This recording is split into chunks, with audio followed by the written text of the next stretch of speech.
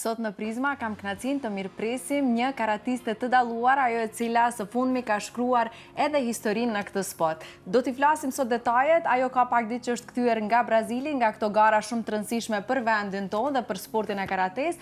Krejt këtë përvojë do ta ndajmë sot bashkë dhe do të flasim edhe për ëndrat e saj, do flasim për ambicjet dhe se ku Rudina Aliu e sheh veten në këtë sport. Gjitha këto do na i thot vetë ajo. Rudina, faleminderit shumë që pranove të jesh pjesë e emisionit tonë dhe sigurisht i flasim të gjitha planet e tua dhe sigurisht të ndash me ne krejt këtë përshtypje dhe këtë sukses që je duke përjetu. Mirë se na erdhe. Mirë se ju gjeta dhe faleminderit shumë për ftesën dhe përshëndes të gjithë teleshikuesit tanë që na shohin.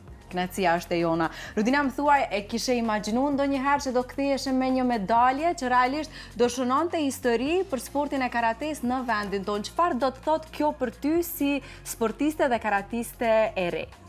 Shiko, në mosh, gjithsesi. Ndoshta unë jam pak e re në mosh, por ëndra gjithmonë i kam pasur si edhe si fëmijë. Dhe gjithmonë ëndra më e madhe një sportisti, jo vetëm një karatisti, të gjithë sporteve është që të ketë medalje botërore. Dhe për këtë gjë dhe kemi punuar gjithë karrierës time, ku unë kam 13 vite karrierë dhe ambicia ime ka qenë që një ditë të kem edhe medalje botërore. Edhe kjo për fat të mirë ndodhi edhe këtë vit, ku në javën e kaluar ne ishim pjesë në kampionatin botëror për universitete në Brazilia të Brazilit. Aty kishte më shumë se 1500 sportistë nga e gjithë bota, ku vetëm më i miri një shteti mund ta përfaqëson shtetin dhe gjithashtu edhe universitetin.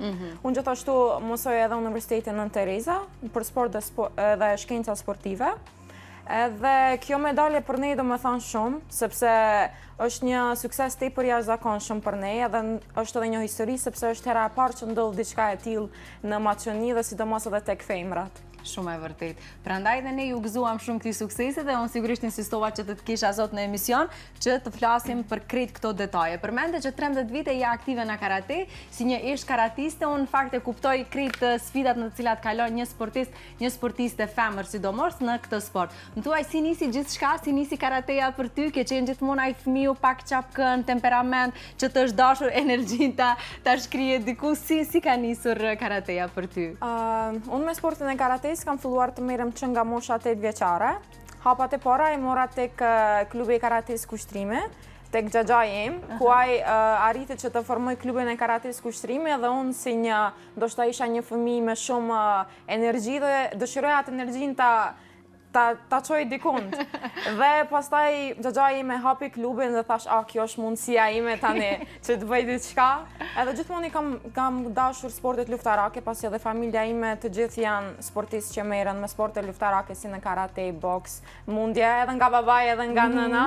Dhe ishte patjetërsueshme që unë të merrem me ndonjë prej sporteve. Po besoj kjo është edhe diçka që e ke trashëguar, nuk është e rastësisht, me talenti yt për sporte luftarake është diçka e trashëguar. Sepse nga të dy anët je rrethuar me sportistë të cilët janë me emër, jo vetëm në vendin tonë, por edhe jashtë. Kështu që besoj kjo është edhe një motiv plus për ty që të ndjekësh ndoshta edhe hapat e tyre.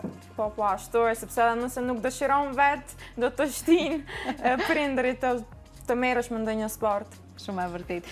Rudina, më thuaj, si kanë qenë këto 13 vite për ty, cilat janë ato sfidat me cilat ti je përballur më shumë, të cilat janë ato momentet më të veçanta, të cilat ti kujton sa herë që bëhesh nostalgjike ndoshta për hapat e parë, për ndeshjet e para, sepse janë pikërisht këto ndeshjet e para të cilat janë edhe një farë motivi për të vazhduar tutje. Ato medaljet e para janë stimulimi më i mirë për një sportist. Për ty si ka qenë ky rrugtim jo i shkurtër, 13 vjeçar, edhe pse je shumë e re në moshë? Siç thash edhe më parë, karateja për mua filloi që nga mosha 8 vjeçare. Kurse turneu im i parë ishte në moshën 10 vjeçare, ku do të thotë që pas 2 viteve stërvitje, unë arrita që të shkoj me një herë në turnej. Edhe aty unë si më e vogël merresha edhe me kata dhe kumite, pra kumite është në lufta, kurse kata është me një luftëtar imagjinar.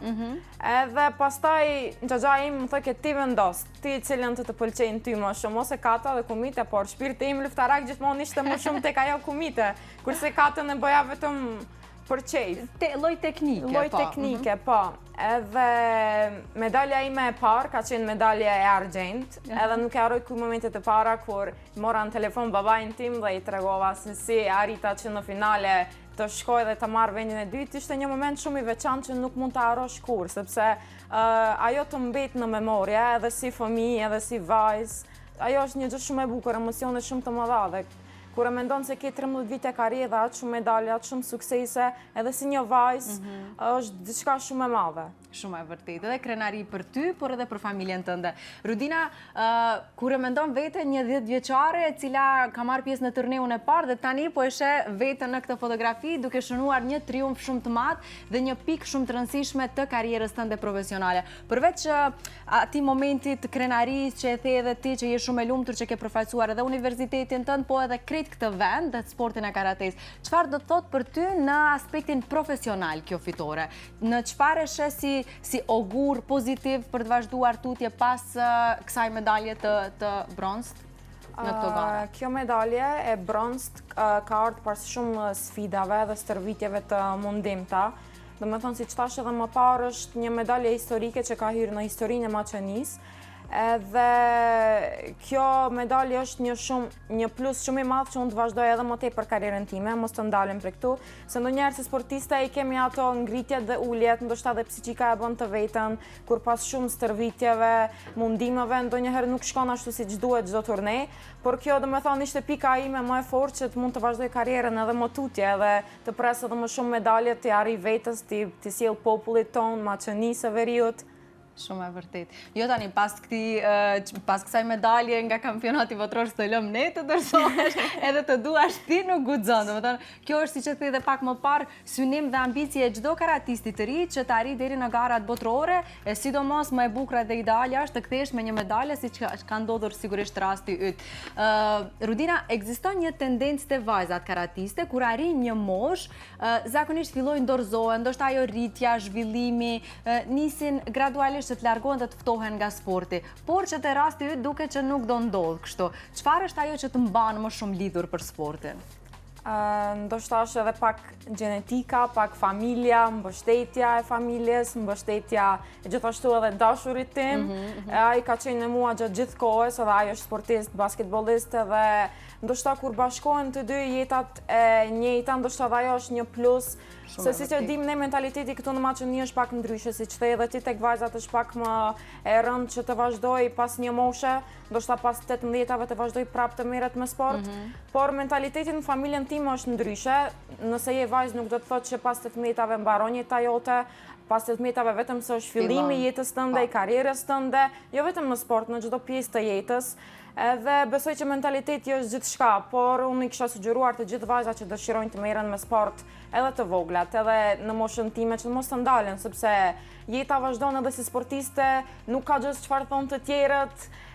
Ti do shkruash historinë tënde, jetën tënde, nesër do bëhesh nën, do kesh çfarë ti tregosh fëmijëve tu, do kesh karrierën tënde profesionale dhe do jesh ndoshta një idhull për dikën tjetër. Shumë e vërtet, jam krejt dakord me këtë që e the, por tek vajzat, sidomos në moshën tënde, është shumë e rëndësishme mbështetja dhe ti duket që e ke nga të gjitha anët. Kështu që nuk ke asnjë arsye që ndoshta të bësh një hap mbrapa. Përkundrazi ti duhet të bësh ndoshta edhe hapa më të shpejt se sa vajzat të cilat ndoshta edhe duhet të luftojnë me familjen, me rrethin e kështu me radhë. Kështu që në këtë aspekt je me fat. Jam okay në këtë aspekt. I përmende kolegët e tua sa vajza në total keni qenë bashkë si ekip? Në pjesën ekipore në karatek te vajzat janë 3+1, do me thonë 3 janë startuese, kurse një është rezervë, nëse ndodh diçka e keqe, mund të zaventësoj ajo.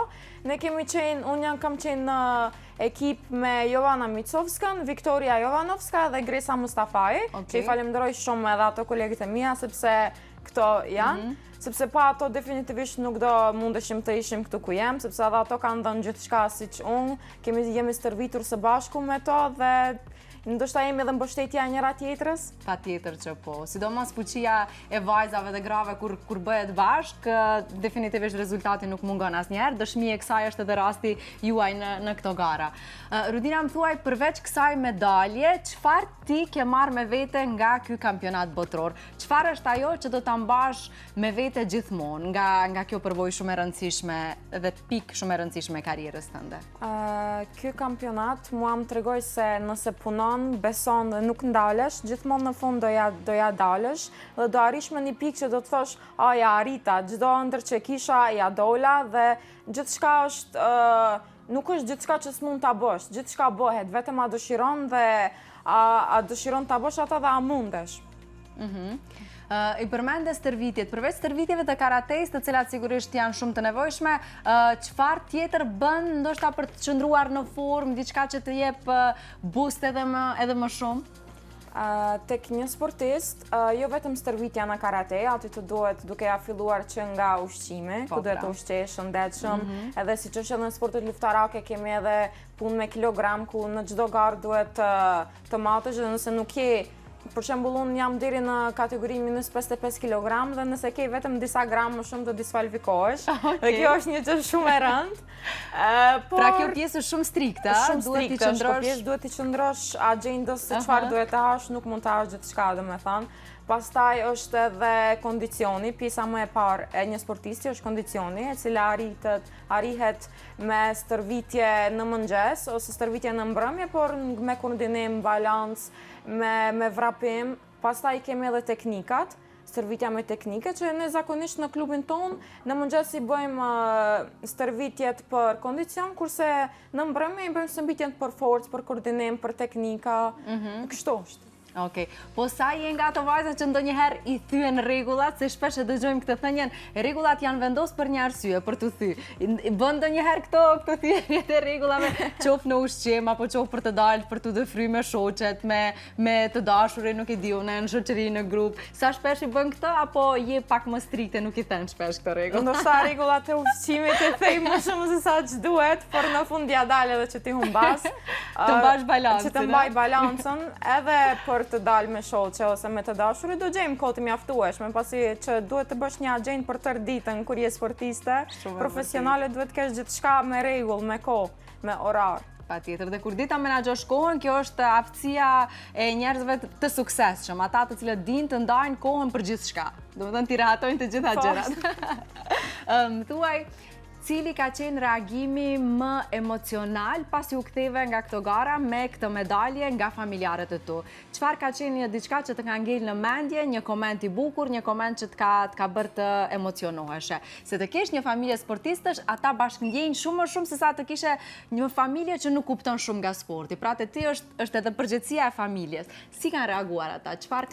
Si e komentuan këtë fitore, këtë triumf tëndin? Në momentin që unë arrita në gjysmëfinale, e mora telefonin dhe i shkruaj ta babait tim, arritëm gjysmëfinale, vetëm se kemi siguruar vendin e tretë. Edhe mesazhi që ai më ktheti ndoshta më bën diçka edhe më të emocionuar në atë momente, më kapën ndoshta edhe lot pak, edhe më bëni që e kam ditë vajza ime se ti do e bosh këtë gjë dhe kam pasur besim te ti, ndoshta ajo ka qenë diçka shumë e bukur që ma ka ndriçur të gjithë ditën, ndoshta të gjithë javën, edhe ajo familja ime është shumë mbështetëse ndaj meje dhe beson shumë tek unë, tek kapaciteti im, tek talenti im, dhe për këtë gjithmonë do jam falënderuese dhe ndonjëherë ja u kthej shpresoj me të mirë. Shumë bukur, kjo ka shumë rëndësi. Po mes vajzash, mes juve si u komentua, ju si ekip, domethënë ai momenti kur mbaruan garat, çfarë i that njëra tjetrës, bët ndonjë premtim ndoshta që ky do jetë një fillim, thjesht një fillim për ju dhe nuk do të ndaleni, ndoshta keni synime për të arritur edhe vendin e parë. Shpresa vdes e fundit.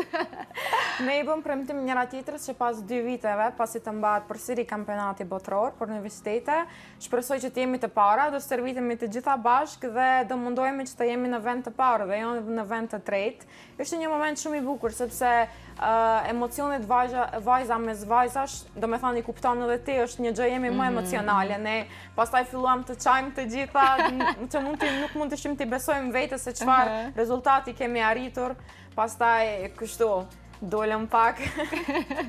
Bukur shumë. Po arritet që të takoni ndoshta edhe vajza nga ekipe tjera, thjesht të shkëmbeni përvoja, të njoftoheni, se kjo është e bukur e këtyre turneve ndërkombëtare që ke rastin edhe të shkëmbesh përvoja, po edhe të njoftosh njerëz nga e gjithë bota. Sporti dhe arti e ka këtë që bashkon njerëzit e çdo ngjyre, çdo nacionaliteti e kështu me radhë. Ju si e përjetuat në aspekt personal këtë garë? Arritet që ndoshta të takoni njerëz interesant atje?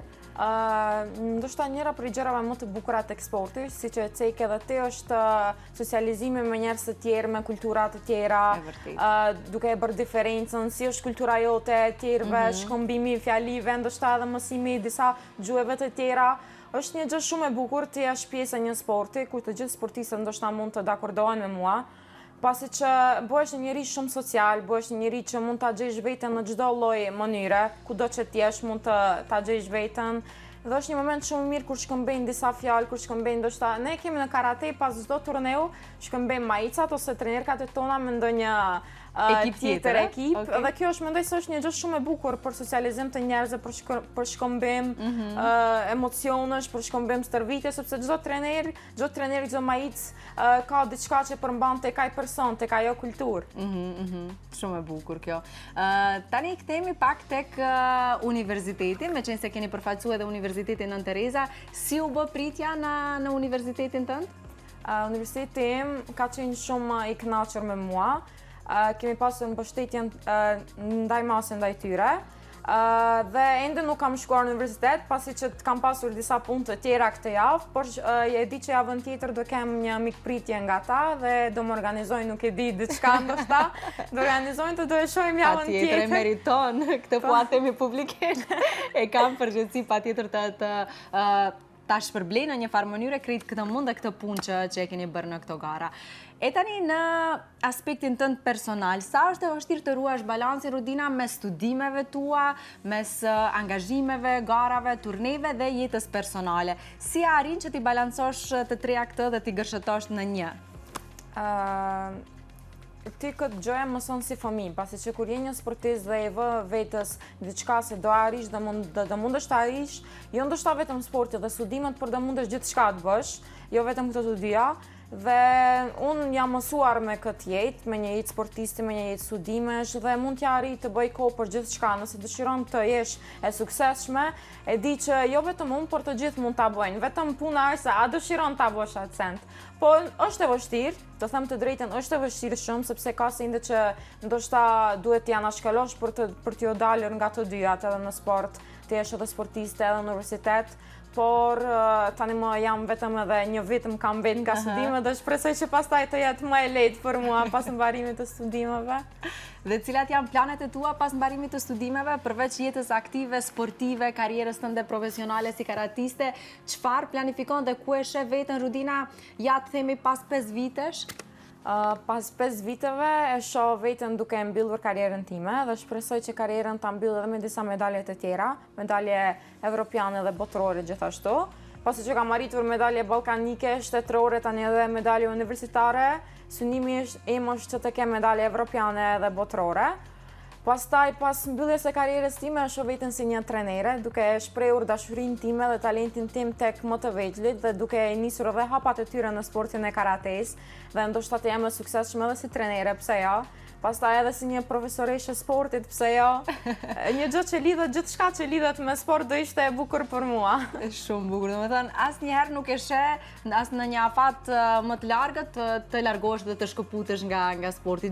Të gjitha rrënjët i ke lshu drejt sportit. Jo, as pak, pas sport nuk ka jetë. Gjithë jeta ime ka qenë në sport dhe e di që do të mbaroj gjithashtu rreth sportit. Bukur shumë. E përmendet të dashurin tënd, i cili duket shumë mbështetës edhe sot e ke krah teje. Më thuaj, ka qenë sporti ai që ju ka lidhur, meqense përmendet që edhe ai është basketbollist, është aktiv në një sport tjetër, por që ka qenë një shkëndije e parë sporti ajo që ju ka bërë bashkë, apo në çfarë rrethana jeni takuar ju të dy? Siç thashë më parë, jeta ime ka filluar me sport edhe do mbaroj me sport, edhe sporti është edhe arsyeja që e kam takuar edhe dashurin tim, i cilin e falenderoj shumë, sepse ndoshta ai ka qenë mbështetja ime më e madhe gjatë këtyre viteve, sepse mbështetja psiqike është mbështetje më e madhe se sa ajo fizike. Edhe e di që ai është vetë sportist, është basketbollist dhe e përshëndesim shumë, Malik Thaçin. Edhe falenderoj shumë që është pranë meje në çdo moment, në çdo pjesë të jetës time, edhe kur humbas edhe kur fitoj më mbështet shumë. Edhe si që thashë edhe me parë dhe ato shkëndijat mes neve të para kanë qenë në salë, në stërvitje, edhe ashtu është. Po si i menaxhoni këto distancat ndonjëherë kur jeni jashtë vendit, kur nuk jeni bashkë, sa është problem kjo pjesë, ose me qenë se jeni profesionalisht të dy në këtë sport, në sporte, e kuptoni ndoshta, e mirë kuptoni më shumë se të ishte dikush që nuk është pjesë e botës së sportit. Do ishte pak më problem, besoj, edhe për ty, po edhe për atë. Po, i kemi jetët shumë të ngjashme dhe është një, unë e kuptoj atë dhe ai më kupton mua dhe e din që çdo gjë që e bëj për karrierën time ime edhe çdo gjë që ai e bën për karrierën e tij, edhe çdo gjë është e kuptueshme dhe distanca nuk do të thotë se dashuria ndoshta paksohet, ndoshta edhe më shumë bëhet e madhe kur i mungon. E bukur është edhe ai vjen nga një familje me një traditë shumë të madhe në sport, kështu që e ke të garantuar edhe mbështetjen e familjes së tij. Nuk ke problem, se edhe këtu ndonjëherë është një frikë të vajzat se si mund ta pranoj karrierën familja e të dashurit e kështu me radhë, kështu që ti e ke të garantuar derën e hapur. Njëjtë si familja ime dhe familja aty, vetëm më shtyn. Nuk mund të ndalim me karate sepse definitivisht do mërziteshin edhe familja e tij edhe familja ime, dhe i falenderoj të dy familjet, sepse definitivisht janë shumë mbështetës ndaj meje. Shumë e bukur. Tani të kthehemi pak tek fëmiria yte. Rudina, sa e ke parë si avantazh faktin në shoqëri, në shkollë, që ke qenë gjithmonë ajo karatistja e klasës, e ke parë si avantazh apo si disavantazh? Ka pas më shumë përparësi kjo pjesë apo ndonjëherë të kam parë ashtu si më mendje madhe, më arrogante? Vajzat sportiste zakonisht shihen me këtë sy nga rrethi. Ti si e ke pasur përvojën tënde duke u rritur? Kam pas frikë, njem dhe vajzat nga ti. Pak, po vajzat, për shumë. Unë gjithmonë edhe si fëmijë kam qenë një fëmijë shumë energjetik, edhe ndoshta kur kam qenë pak e vogël kam bërë pak probleme, ndoshta në shkollë fillore, pak, por gjithmonë kam qenë një njeri i dashur, edhe në fillim të parë kur më shet dikush mendon se unë jam një karakter shumë i fortë, një karakter agresiv, por nuk është ashtu, unë jam njeri shumë i dashur dhe i butë, jam karatiste vetëm në tatami dhe kurse tek profesorët kjo ka qenë një avantazh, të merresh me sport edhe të studiosh edhe të mësosh njëjtën kohë, ndoshta kjo edhe më ka bërë edhe më të lehtë që ti marr notat edhe më të mira. Ta tregojmë qartë si këtë gjë. Kam qenë gjithmonë si kur kam pasur ndonjë mbledhje prindërore, gjithmonë kam qenë Rudina edhe mëson edhe stërvitet, edhe kjo ka qenë një avantazh për mua të merresh me sport. Edhe besoj jo vetëm tek unë, por të gjithë sportistët është e njëjtë. Shumë bukur. Rudina, ne do ta vazhdojmë bisedën, por tani është koha që të shkëputemi vetëm për pak minuta me marketing dhe sigurisht do kthehemi sërish në studio në pjesën e dytë për të folur edhe për ca gjëra tjera shumë interesante bashkë. Jemi rikthyer sërish në studio për të vijuar bisedën me Rudinën. Rudina, ti je edhe prej vitesh përfaqëson reprezentacionin e Maqedonisë në karate. Çfarë ndjenje është të garosh për flamurin e vendit e shtetit tënd? Sa është përgjegjësi e madhe kjo? Folje pak më herët për punën ekipore, që është gjithmonë më e lehtë të prezantosh vetëm veten, por të prezantosh komplet shtetin, sa është përgjegjësi e madhe për ty? Unë pjesë e reprezentacionit të Maqedonisë jam që nga mosha 14 vjeçare, ku që në moshën 14 vjeçare deri tani më në moshën 21 vjeçare jam pjesë e reprezentacionit dhe mund të them se është një ndjesi shumë e mirë, por për të arritur deri këtu duhet të jesh e para në kampionatin e Maqedonisë dhe pastaj të zhvillohesh në kampionatin evropian dhe botror. Është një ndjesi shumë e mirë që ta përfaqësosh një shtet të vogël me krenari, ndoshta ti përfaqësosh edhe pak edhe shqiptarët e Maqedonisë, edhe gjininë femërore, është edhe pak më e rrallë, ndoshta tek ne kjo gjë. E vërtet. Është një krenari shumë e madhe për mua, për familjen time, ndoshta edhe për Maqedoninë, është shumë mirë. Po përveç mbështetjes së familjes që ti e ke pakusht, mbështetjes së kolegëve, universitetit, sa e ndjen që Maqedonia si shtet i mbështet talentet e rinj? Ti si e ke parë zhvillimin tënd si sportiste në këtë fushë? Sa ke parë peripeti, sfida që të është dashur të kalosh, apo ndoshta shumë shpesh edhe me vetë financim të prindërve, të trajnerëve është dashur që ndoshta të merrni pjesë nëpër turneje kështu me radhë. Ti si e ke përjetuar këtë pjesë? Dhe sa mendon që shteti mbështet talentet dhe sportistët e karates në vend? Të them të drejtën, shteti i Maqedonisë nuk është që shumë zhvillohet në këtë pjesë tek sportistët, edhe gjithsesi unë mendoj që sportistët duhet të mbështeten më së shumti në Maqedoni, por kjo gjë është shumë e pakët sepse të gjithë financat ne i bëjmë vetë. Financat janë shumë të mëdha, sidomos në sportin e karates, sepse sporti i karates nuk është vetëm në Ballkan, sporti i karates zhvillohet në gjithë botën. Një turne mund ta kesh në Ballkan, por të tjerë do t'i kesh në të gjithë kontinentet e botës. Dhe kjo është shumë e pakët në Maqedoni, sepse Maqedonia të financat është shumë e dobët, sidomos në sportet individuale.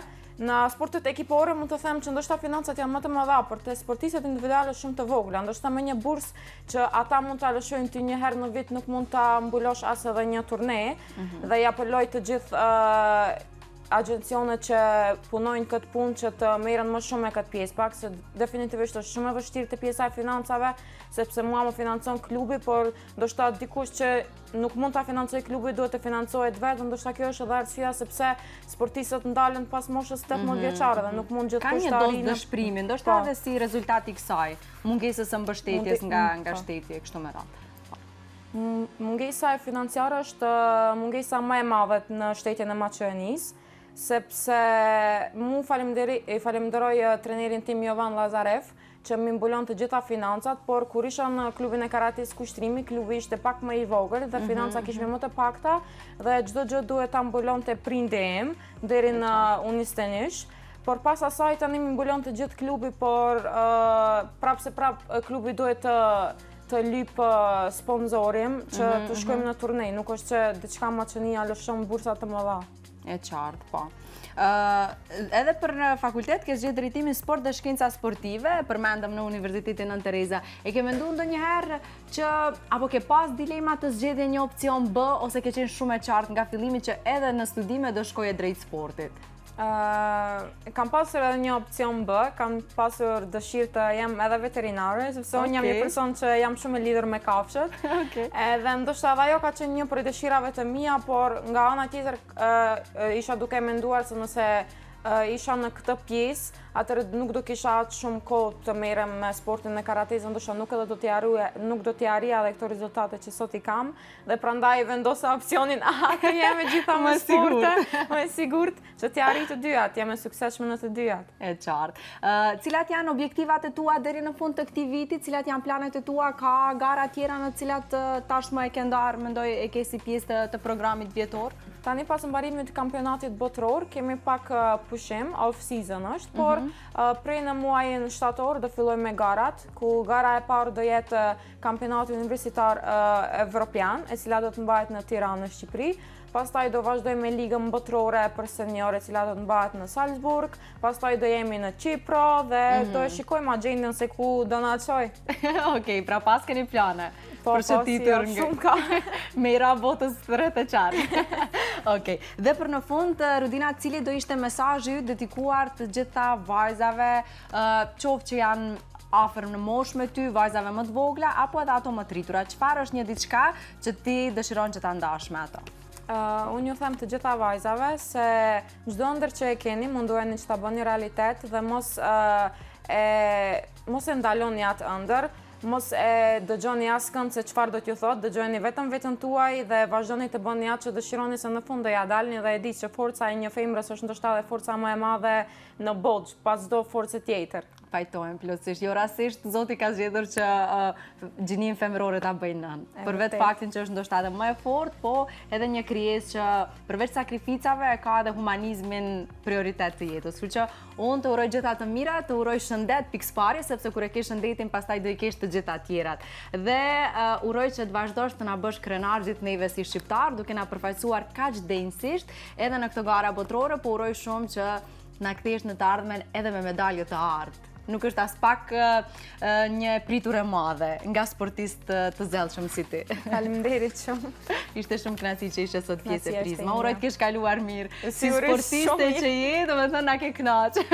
Zakonisht sportistët janë fjalë pak, por te ti nuk qenë ka ky rast. Ishte shumë kënaqësi. Faleminderit shumë.